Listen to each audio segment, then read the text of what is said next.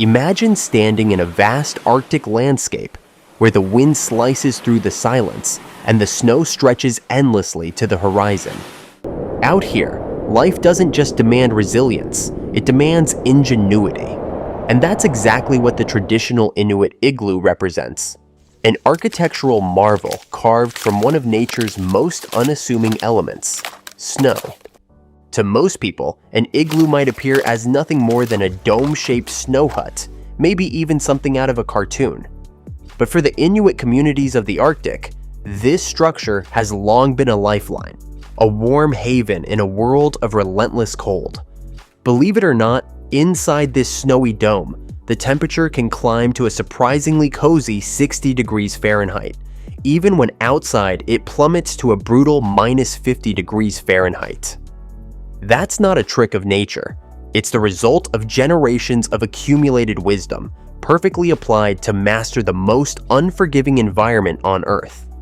What makes the igloo so extraordinary isn't just its insulation, it's the philosophy behind its creation. It's minimalism blended with survival logic, a shelter that requires no wood, no nails, and no concrete, and yet stands strong against Arctic winds. Whether used as temporary lodging for hunters or as seasonal dwellings, igloos reflect how native knowledge can meet extreme conditions with practical elegance. The origins of the igloo trace back over 4,000 years, making it one of the oldest examples of sustainable architecture in the world. And here's something to clarify. The word igloo actually comes from igloo in Inuktitut, meaning simply house. So when we say igloo house, we're really saying house. It's one of those cultural mix-ups that's stuck around. Contrary to common belief, Inuit people didn't live exclusively in igloos. These shelters were more commonly used during hunting trips, not as year-round homes. Think of them as the Arctic version of a pop-up camper. Simple to set up, reliable, and built for the environment. Now, let's get into the heart of this project. How exactly do you build one of these structures? Building an igloo isn't just stacking snow into a dome. That's Hollywood's version. In reality, the process begins with one essential ingredient, the right kind of snow. Not all snow is created equal. You can't use soft powder or fluffy flakes. What you need is sintered snow, a dense form of snow created when wind naturally compresses the crystals, bonding them at the molecular level. It feels almost like hardened foam. You can't easily poke your finger through it, which makes it ideal for slicing into building blocks.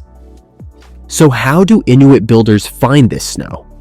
Through a method passed down across generations, the stick test. Walking through the snowbanks, they probe the ground using a traditional stick, feeling for that perfect level of resistance. If the stick glides in too smoothly, the snow is too soft. If it doesn't go in at all, it's too hard. The sweet spot is when the stick meets resistance, but still gives a little. That's when you know you've found snow suitable for cutting and stacking. It might surprise you, but experienced builders often test dozens of locations before they find the right patch. Some test up to 40 spots. It sounds like overkill until you realize how crucial the foundation material is. Choosing the wrong snow is like trying to build a stone wall out of marshmallows.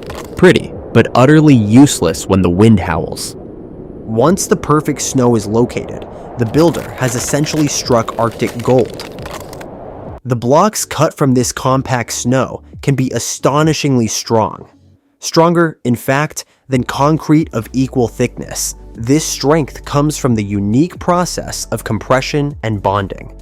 When snow is tightly packed, the edges of each snowflake melt slightly under pressure, then refreeze. This creates tiny ice bridges that lock everything in place. It's a natural version of reinforced concrete, only made entirely of frozen water. It's this microscopic architecture, this unseen engineering, that allows the igloo to remain lightweight, insulating, and structurally sound. It's a testament to how nature, when understood and respected, becomes the greatest teacher. Now that we've unlocked the secret to finding the right snow, we're ready for the next step, the tools of the trade. Because when it comes to shaping this Arctic building material, the right gear makes all the difference between a fragile pile of snow and a secure, life-saving shelter.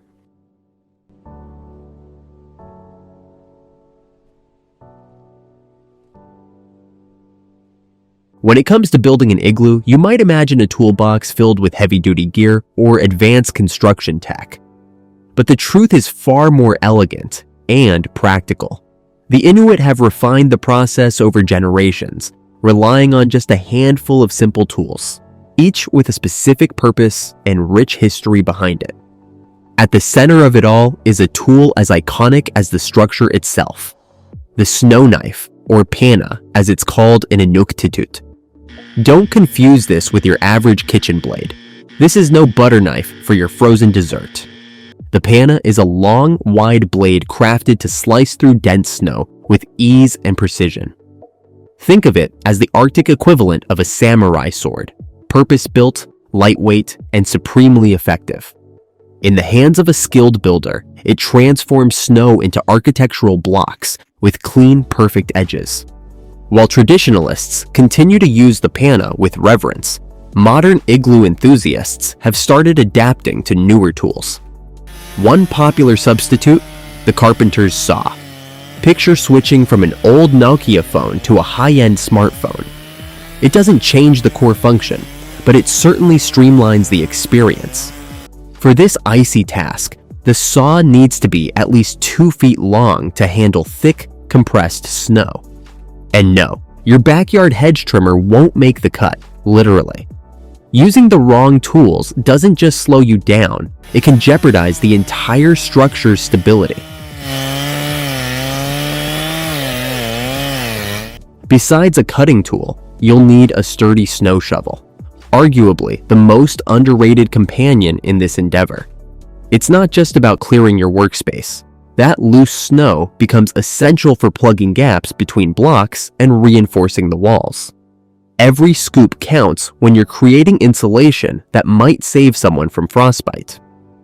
Next comes a measuring device, but not the kind you'd find in a home improvement store. A 2-foot stick or even your own forearm can do the job. In fact, Inuit builders have long relied on the span from their elbow to their wrist to measure block length. It's an elegant solution passed down through generations, especially handy when precise tools aren't available. Of course, it works best if your arms aren't, let's say, unusually short. One tool that catches many newcomers off guard is a pair of snow goggles. In the Arctic, they're more than a cool accessory. They're essential survival gear. Traditionally made from materials like driftwood or caribou antler, these goggles feature narrow horizontal slits that protect the eyes from the blinding glare of sunlit snow. Imagine 1,000 camera flashes going off at once. That's what the sun reflecting off endless white snowfields feels like.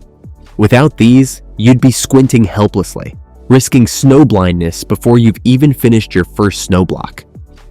With the gear assembled, it's time to tackle the most overlooked, yet arguably most important phase: the foundation. A poorly prepared base is like building a house on a swamp. You don't just want a good start, you need one. Inuit builders know this well, which is why they devote considerable time to prepping the ground before a single block is placed. First, the build site must be cleared down to a firm layer of hard-packed snow. Loose powder simply won't do. Once cleared, the builders use an age-old method to outline the igloo's base. One person stands at the center, holding a rope cut to the radius of the igloo. Another holds the end taut and walks around the circle, dragging the rope in the snow, tracing a flawless circumference. It's like watching a human compass draw geometry onto a blank canvas of snow. From there, the measurements begin to guide the build. Each block is carefully cut to about 2 feet long, 1 foot tall, and 8 inches thick, a design perfected over centuries. The dimensions aren't arbitrary. They strike the perfect balance between structural integrity and manageable weight. Too big, and they'll crumble under pressure. Too small, and the igloo won't hold its shape.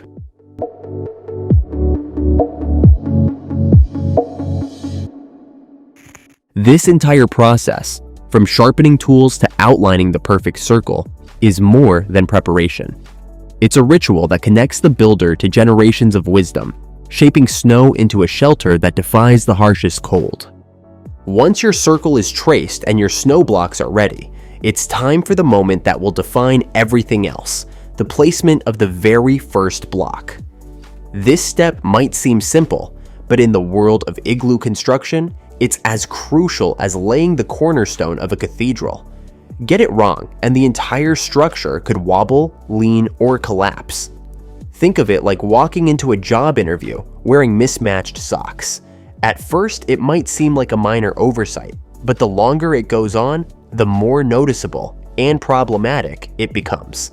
This first block is never placed flat. It's angled slightly inward, typically around 15 degrees, setting the entire tone of the build. To achieve this angle, Inuit builders shave the bottom of the block so it tilts naturally toward the center of the circle. This is what modern engineers might describe as a positive angle of attack, a term you'll find in structural dynamics textbooks. But what's remarkable is that the Inuit mastered this technique long before engineering had its own vocabulary. They didn't need math equations. They had experience, trial, and cultural knowledge. From here, each block that follows must follow this angle too, continuing the circular path around the foundation. One by one, the blocks are fitted with care, each one leaning slightly inward to form the base of a dome. And even though it's just the first layer, you can already begin to see the elegant curvature of what's to come. It's the foundation not just in terms of structure, but in spirit. It's where the magic of transformation begins. Now comes the part that feels almost like performance art, building upward. This is where construction becomes craft, where geometry meets muscle memory. Imagine playing a game of Jenga in reverse, stacking pieces upward with increasing precision, but instead of fearing collapse, you're crafting a self-supporting shelter with every layer. The structure rises in a spiral, each row of blocks placed at a slightly steeper inward angle than the one before it. Here's where the real precision lies. Every new row must lean inward about 2 inches more than the layer underneath. It doesn't sound like much, but over time, this subtle difference creates a tight, graceful arc, culminating in the classic igloo dome. It's a delicate dance of balance and geometry, all guided by a practiced hand and an intuitive understanding of pressure and weight. As the igloo rises, you'll notice another clever design choice. The blocks begin to shrink in size. The lower layers use large, sturdy blocks, while the upper levels shift to smaller, lighter ones. It's not just for visual effect. This transition plays a vital role in the igloo's structural stability. Larger blocks at the bottom distribute weight more broadly, anchoring the base. The smaller blocks at the top reduce the pressure on the dome's peak, keeping the structure from caving in. It's the architectural version of tapering, a strategy used in everything from bridges to pyramids. And here's a fascinating truth. The structure gets stronger as it rises. That's right, in a well-built igloo, the weight of the upper blocks actually helps compress the lower ones ever so slightly, tightening the fit and increasing the durability. On average, each block at the bottom carries about 10 pounds per square inch of pressure. That's just enough to enhance strength through compression, without pushing the snow past its breaking point. Go over that pressure threshold and you risk collapse. Fall under it, and the blocks won't bond.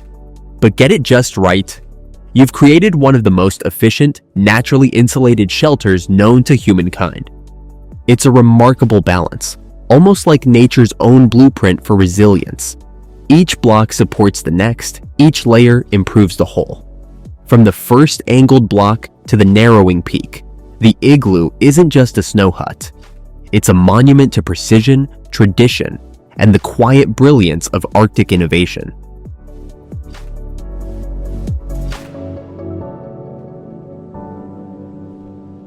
Now that we've come this far, let's talk about the part most first-time builders don't see coming: the mistakes. Building an igloo isn't just about following steps, it's about avoiding the missteps that can quietly unravel hours of effort. One wrong move, and what was supposed to be a sturdy Arctic shelter might start looking like a lopsided sculpture melting in a snowstorm. The most frequent rookie mistake: losing track of the inward spiral. It might seem like a small miscalculation when a block leans just a touch too far in or out, but the ripple effect is brutal. That subtle shift can distort the entire dome, warping its shape until it leans awkwardly, like it's had one too many cups of Arctic espresso. Precision matters, because once the symmetry goes off track, so does the structural integrity. Another common shortcut that always backfires: slicing blocks too thin. It might feel like a time saver, especially when your hands are numb and your shoulders ache, but thin blocks are a disaster waiting to happen. You're essentially trying to build a stone arch out of graham crackers. Nice to look at for 5 minutes, until gravity makes its move. Igloos demand substance. Each block needs the proper thickness to support the growing pressure above it. Let's also talk angles. Misjudging your cutting angles can lead to gapping seams and unstable fits. This is where you'll start to notice that your snow shelter is no longer an igloo. It's modern art, and not the kind that wins awards.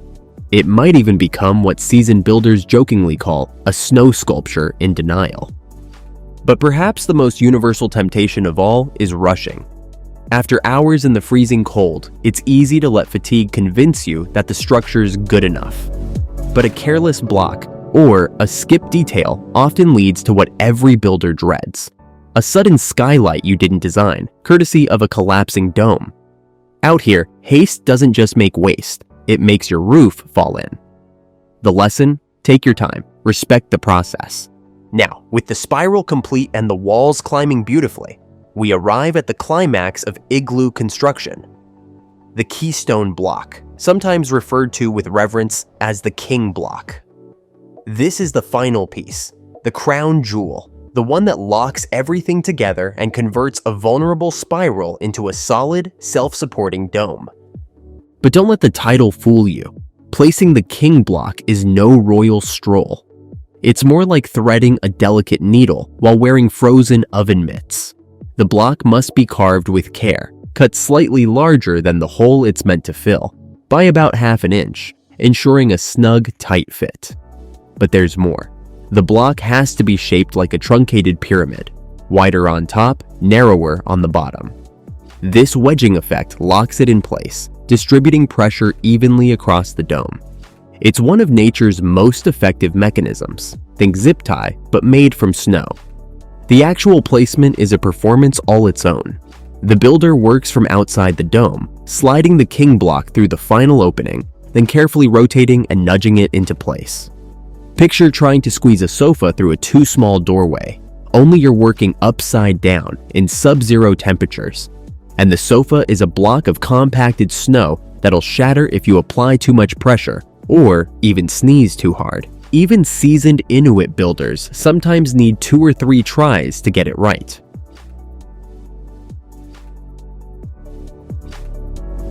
For first-timers, let's just say the odds aren't in your favor, but when you finally nail it, the sense of accomplishment is unmatched.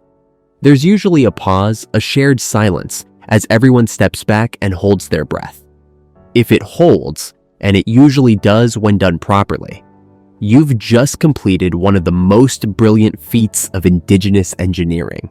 But don't break out the celebration dance just yet. You've capped the dome, but the work's not over. Now comes the finishing phase, turning that hollow snow cavern into a livable, functional shelter. The first crucial feature: the cold trap entrance. Despite sounding like something from a science fiction novel, it's a simple but clever design element. The entrance tunnel is dug slightly lower than the floor of the igloo, which serves one brilliant purpose. It traps cold air before it can creep into the living space. Since cold air is denser and sinks, it collects in this tunnel instead of swirling around where you're trying to stay warm. It's like having a natural bouncer who refuses entry to Arctic drafts. Next, ventilation. Yes, Even a house made entirely from snow needs a breath of fresh air. A small vent hole, roughly the size of your fist, is carved into the top of the dome. This allows stale air and moisture to escape while bringing in oxygen from outside. Without this, condensation builds up, and before long, your walls are weeping, literally. Not exactly the cozy winter hideout you envisioned. These final touches don't just improve comfort, they complete the transformation from structure to sanctuary. From carefully angled cuts to clever air circulation, every part of the igloo reflects a harmony between tradition, survival, and science. That tiny hole near the top of an igloo? It's easy to overlook, but it might just be the most important feature in the entire structure. It's not a design flaw or an afterthought. It's a life-saving detail. Without proper ventilation, the inside of an igloo would quickly become a damp, foggy chamber filled with trapped heat and moisture. Not exactly the Arctic spa experience anyone would want. More seriously, the lack of fresh air could lead to suffocation, especially if a fire is burning inside. That small vent allows stale air to escape and clean air to enter, maintaining a safe and breathable atmosphere even in a sealed snow dome. Here's where things get even more fascinating. A well-built igloo doesn't just trap warmth, it creates it. Despite being made entirely of snow, it can be up to 40 degrees Fahrenheit warmer inside than the world outside. If the temperature outside is a brutal minus 40 degrees Fahrenheit, the inside of an igloo can reach a surprisingly tolerable 32 degrees Fahrenheit. That might not sound luxurious, but in the middle of the Arctic wilderness, it feels like stepping out of a freezer and into a warm cabin. When your eyelashes are freezing together outdoors, even a few degrees make a world of difference. The secret to this warmth is a combination of physics and clever design. The snow walls are incredible insulators, but it's the body heat of the people inside that does much of the work. And here's the remarkable part. This warmth doesn't just make the space livable, it actively improves the shelter. As the inside temperature rises, the inner surface of the snow dome begins to melt slightly. Then, when night comes and temperatures drop again, that thin melt layer refreezes into a delicate coating of ice. This ice doesn't just retain heat better, it strengthens the structure itself. In a way, the igloo reinforces itself through the very process of being lived in. And yes, a small fire can safely burn inside an igloo. Traditionally, Inuit families used kulik, seal oil lamps, that provided both light and heat. These slow-burning, low-flame lamps create a gentle warmth that spreads evenly thanks to the curved dome, while the thick snow walls ensure no dramatic melting occurs. That ventilation hole, it doubles as a chimney, allowing smoke to rise out and fresh air to circulate in. The ice-lined interior acts as a protective shell, preventing too much heat from reaching the snow. Just keep your fire modest. This isn't the place for marshmallows or a roaring blaze. But the brilliance of igloos extends far beyond warmth and shelter. For Inuit hunters, an igloo is more than just a place to sleep. It's a mobile survival base. During long hunts, they serve the same role as a Swiss Army knife, compact, versatile, and built for the conditions. What makes them so effective is how fast they come together.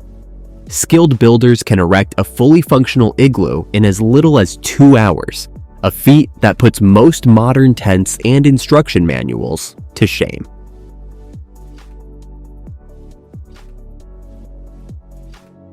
These structures are practical in ways modern shelters often aren't.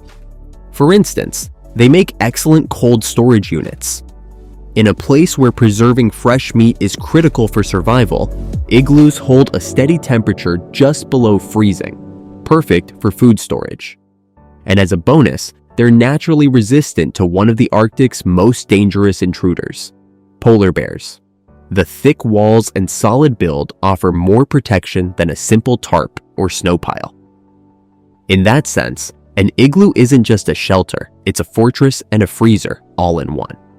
Even more impressive, igloos aren't limited to a single shape or layout.